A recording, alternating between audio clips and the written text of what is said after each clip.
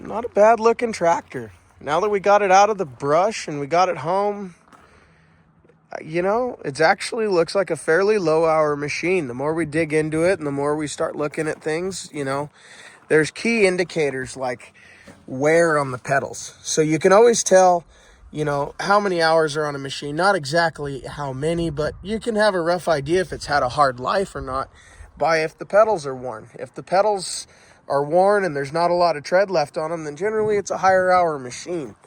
But if you can still see the imprint on a machine like this on the brake and clutch, that's a real good sign that it's pretty low hour. Now, according to our meter, it shows about 4,000 and some.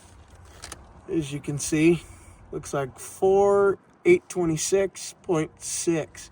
Yeah, I don't know. I have a hard time believing this thing has 4,000 hours on it. This might be one of those electric hour meters that if you accidentally leave the key on, because these have a manual fuel shutoff, if you accidentally leave the key on, the hour meter runs. So, not quite sure that's what it is, but just my suspicion. It actually has the factory wheel weights. I'm blown away. Of course, they're not the original rear tires. We know that. One thing that's a real bummer on this one, it's going to prove to be a challenge, is the hydraulic rams are pretty bad. They've been through some abuse. Some people were asking on one of our videos of how was it up in the air for so long? Well, believe it or not, the hydraulic oil was still in the cylinders. When we released the valve, it came down after a little bit of help from the Mini-X. It was stuck kind of rusted in the air. Of course, we took down the high spots with some crocus cloth just to try to smooth it out so we didn't tear the seals up completely. But, I mean, anything was better than nothing at this point. These rams are going to absolutely have to either be replaced, re-hard chromed and sealed, or, figure out another viable option. I usually choose to re-chrome them and reseal them because there's a shop local to me that does the chroming and I can get all the seals for it, and what I used to do for a living, so not real difficult to deal with. We're gonna change the batteries here real quick and clean some connections and give her a shot, see if there's some life left in this thing. One thing we always do when we're first starting something up that hasn't been run in a while, a week, God knows what, but something that we're unfamiliar with, we always make sure to pull the air cleaner or open one of the air sources, like right here. This is the intake pipe going into the intake manifold of the head. And we always will pull that because when a diesel has been setting, sometimes the fuel injection rack will stick, causing what's called a runaway. Runaways are spooky. They're uncontrollable. There's no way to kill it other than choke the air off. And if you let it go too long, it'll actually ruin the motor. And essentially, then you've got a boat anchor. So we've been doing a couple of quick checks that we usually do, one of which is we make sure all of the throttle linkage is nice and loose, and we check all the fuel lines and make sure we got pressure. Well, we cracked the bleeder on the fuel filter and we had fresh diesel coming out of there. Well, I wouldn't call it fresh. Fresh maybe, 40 years ago. Batteries are dated at 1988, so that gives us an idea around the last time it ran. So that being said, we found some of the return lines have been rotting away and chewed up, and so we're going to build a new rail full of with hose and new tees and seal that all up on the return side and go from there. Hopefully we'll be firing this thing up here pretty shortly. We have new return lines. There's some vacuum caps in there and some hose. Now we got the air cleaner pulled so that way we can put something over it just in case decides to run away on us, because the only way to stop a runaway diesel is to kill the air, because once they get going they start running on their own oil. So we're going to pull the hood the rest of the way off and get ready to fire this thing up. We threw a battery in here. Should be enough to crank it to get it going. One thing that I use as a trick is I put duct tape on the back of my fitting assortments and wire nuts and whatnot. It gives you a little bit of a extra surface to help seal against the intake like that. So if it takes off, you just boom, seal that thing up against it. It'll shut the motor down, keep you from blowing it up, and then you can address what's actually going wrong with it. So just one of those neat little tips and tricks from doing this for a long time. All right, so we dug into it. Engine turns over nicely, but we got nothing out of the starter. So we tried bypassing it by jumping power straight to the end of the solenoid. And all we got was a spark, no click, nothing. Well, let's pull the starter out, see what we can do. All right, so combination of tiny hands, we got that thing out. That was a snug one. But when we pulled it out, we go, oh, look, there's a water leak. No, that's not a water leak. That's the starter full of water. All right, well, we're going to clean this thing up, see if we can't get it to work. If not, then I guess we're off for a rebuild. Well, I reckon we found the water line of the starter. Yep. Travis reckons it's about halfway full. Yeah, that's nasty. Putting the starter in. These are never easy. They're even harder to pull out because you never know how many bolts are in them. You can never tell unless you have another one on the bench or you've had it out prior, which at that point, you've already been in it and you know. So it's always a mystery. It's always something that is seldomly misunderstood. Sometimes they're simple, sometimes they're a pain. Overall, though, way easier than dealing with a pony motor, so I can understand. But just gotta kind of work it back through there, and boom, there she is. She's home.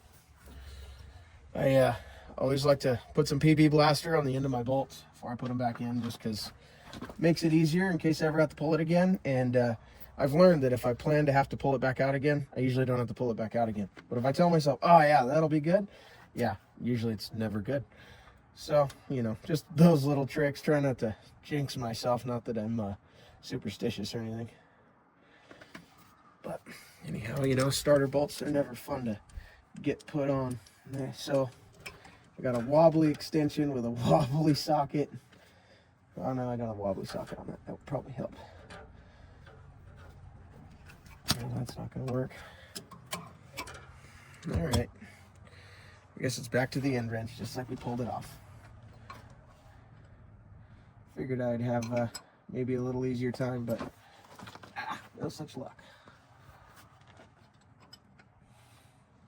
Okay. Get my hand in there.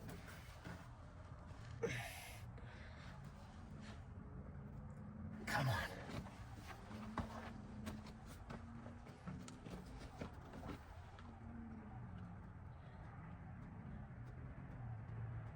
Sometimes it's all about getting into the right position while you're trying to get this stuff put in, because you can't make your hands bend around corners sometimes.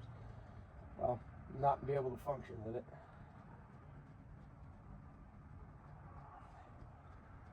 Gotta love it. They never make these easy. And I've learned too that the more attachments are on the tractor, the harder it actually is to work on them. When they have a loader, every time they're a nightmare. When they're a track loader, oh, I don't want to talk about that. They're fun to play with, but they are not fun to work on. That's my arch nemesis, because every time they die, you have to work around the loader, because you got to be able to run the loader to pick it up, unless you got another machine there. And even then, it's usually a bear. So I like to keep it simple. But you know what? I'm down for any adventure. I'm not afraid to tackle some of this stuff, because it makes for a fun day. It makes my neighbor lady mad, which is kind of cool. It's not very nice.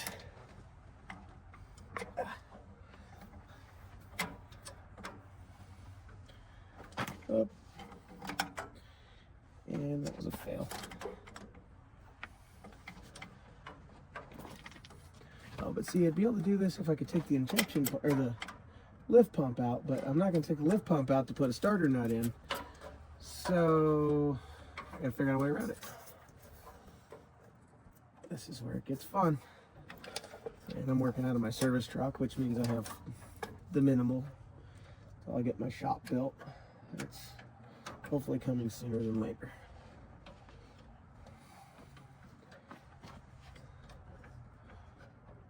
And nope, no such luck. And we dropped the nut. Oh, that's going to be fun. I love it when you drop the nut or the bolt and you don't hear it hit the ground.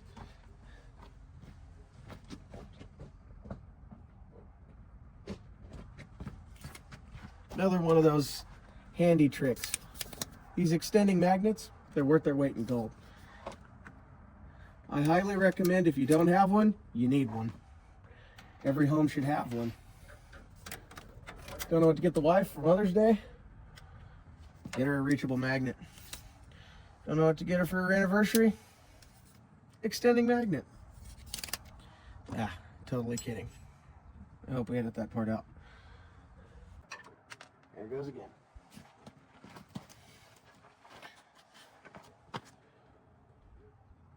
I'm gonna have to go about this a little differently.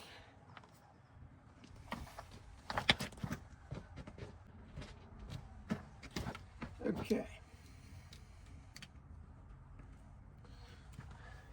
God, it's like the start to a bad meme. Now I understand how those guys come up with some of those jokes on the internet.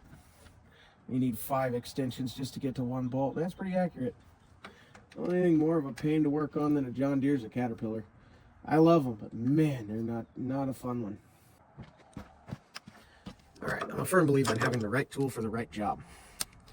Sometimes you gotta think outside the box to get some of these things put back together.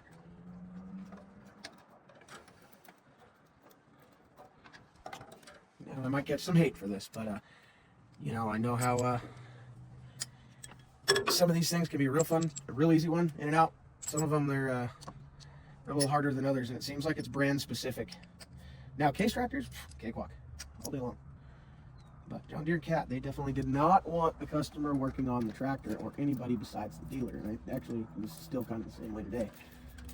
So they make it hard to work on this stuff, so it takes specialty tools and all kinds of stuff. Well, being that I'm messing with old stuff that isn't supported anymore, I'm having to figure it out on my own. So that's part of the fun of why I do this. It's like a jigsaw puzzle every time. Lost thread, still a thread, right? Ugh, come on.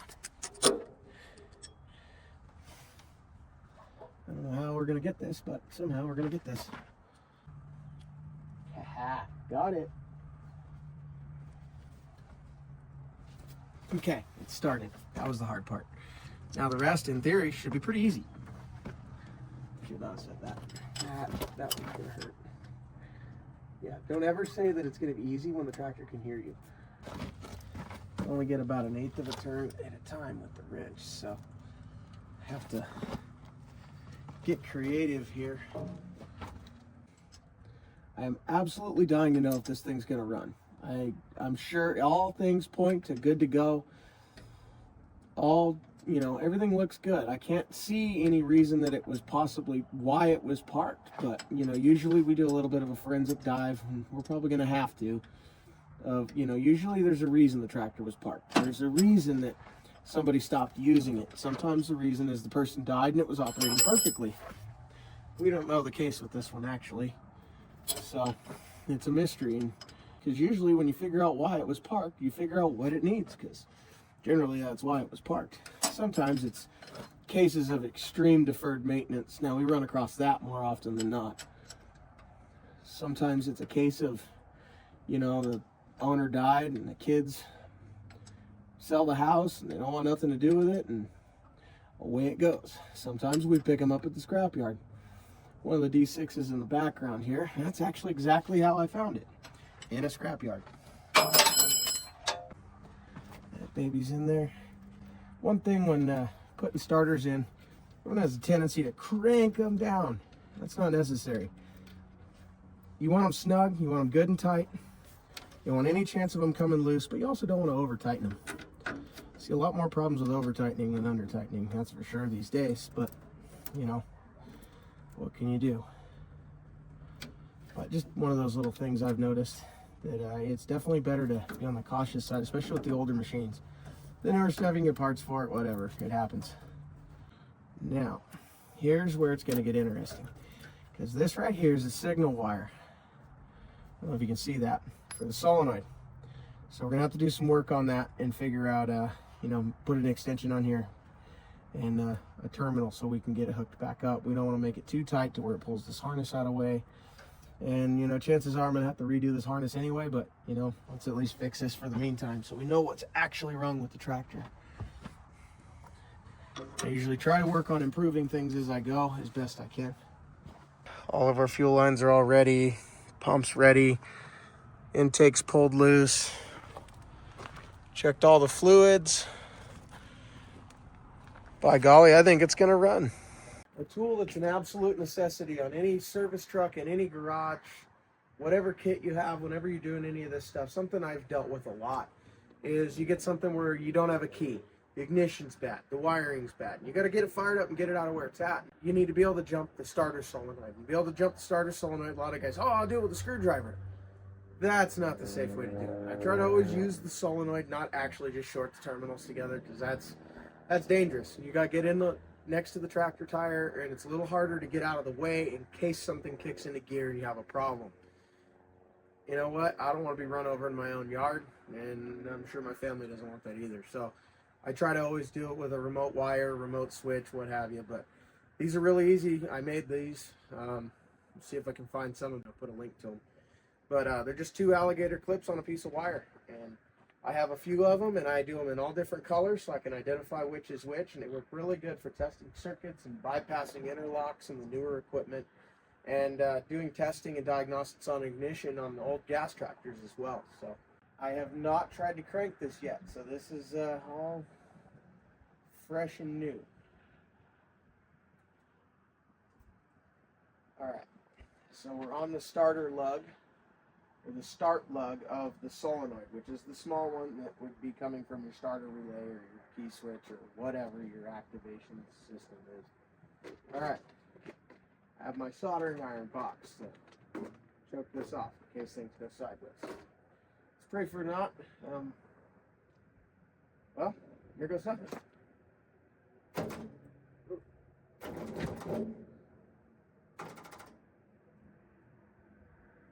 Okay. Definitely got an issue here. And it looks like a bad ground. I had a spark off of one of the bolts. So pop this cable loose just so I don't short anything out. Don't need to be zapping anything. And it's totally my style to just have something to catch on fire while we're trying to start it. That's keeps it interesting, right?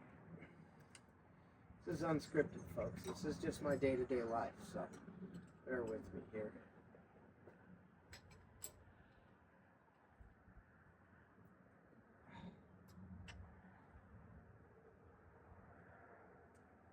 Wiggle that bolt back and forth as it's tight a little bit, try to bust through some of that paint. Make sure we got a really, really good ground, because if you have a good ground, you can't really do much else. So, all right, here we go again.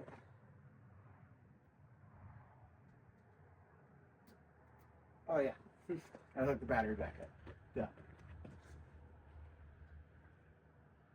I'm ADHD if you haven't figured that out. I can be distracted by anything and everything. One final look at the dipstick just to make sure, because it has been the case before where someone's checked it and gone, yeah, it's got oil, and it didn't have oil. And we knew it didn't have oil when it started knocking. Yeah, I'm not going to name any names, but one of my good friends, if you're out there watching this, you know exactly who you are. And that's someone that'll come along in later videos, and we'll get some entertainment value out of it. Because there are more just like me. All right, contact.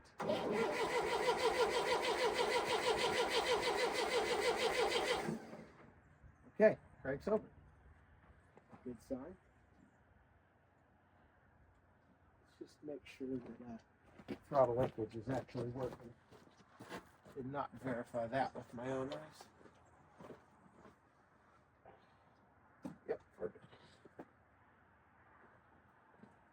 There's no kill on the pad.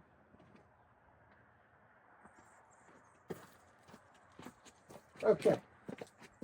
So I'm going to have to give it a little bit of throttle because the hand throttle's stuck, so nature of the beast. But good news is, it means, well, so far I think it'll be alright. Unless I'm overlooking something major.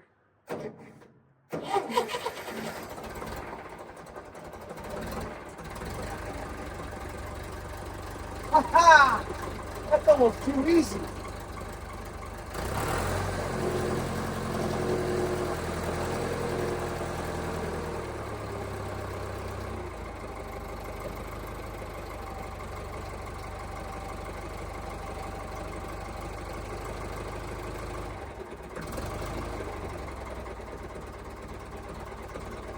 Yeah.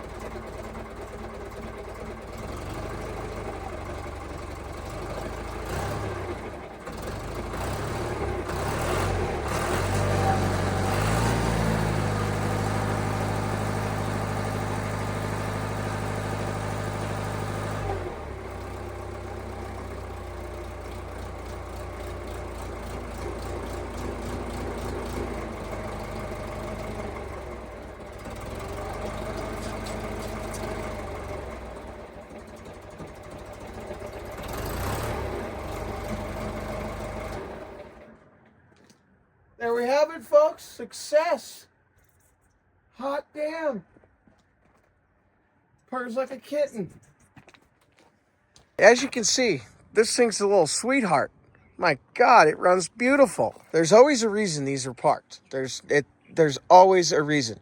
And sometimes you never know that reason until you dig into it.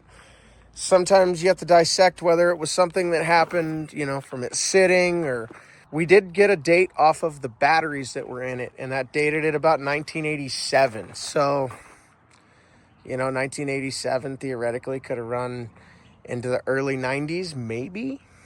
Still, minimum, it's at least been set in about 35 years, and that coincides with the story we were told as well. But nobody knew why it was parked or why it was not used. It had been through a couple of property sales before we got it. Well, I found the problem, at least what I think is one. Looked like the power steering worked, but we've got a power steering leak right there. Yep, it's coming right out of the steering wheel. That's a lovely feature of John Deere's. Oh, yeah. Yeah, that's going to be nice to pull out. I can't wait. All right, you guys are going to get to see some cool tricks when it comes to getting stuck and rusted bolts out. And no, it is not cutting it with a torch. That is my absolute last resort always. This is going to be a fun one. I didn't know that was there, actually. It's the first time I pulled that cap off. It has the power shuttle. And, of course, just like the hand throttle over here on the right-hand side, the shuttle's stuck, too. So I assume it has something to do with the rat's nest that's down in there. So, yeah, I got some work to do. Cleaning that up, freeing it up, getting that all to work, and then we can tell if it actually is going to drive forward and backward.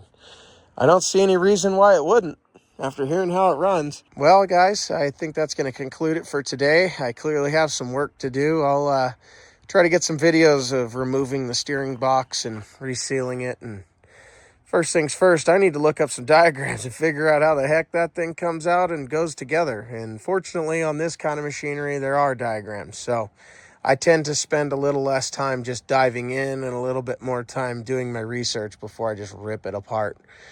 But sometimes if I'm bored or if I have, an ADHD squirrel moment, I just send it. And you know what? Sometimes that's the best way. And that's probably what we'll end up doing, knowing myself.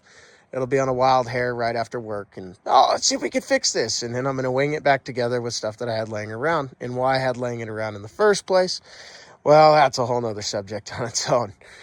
I'm sure I could be the subject of a TV show. Well, I think that's going to be it for the day. Comment. Let us know what you think, folks. Share it with your friends. I'm doing this because I like to share the knowledge and the history of some of this old stuff and get other people hyped about it like I am. If I get one more person interested in this hobby, I've done my job, and hopefully there's many more.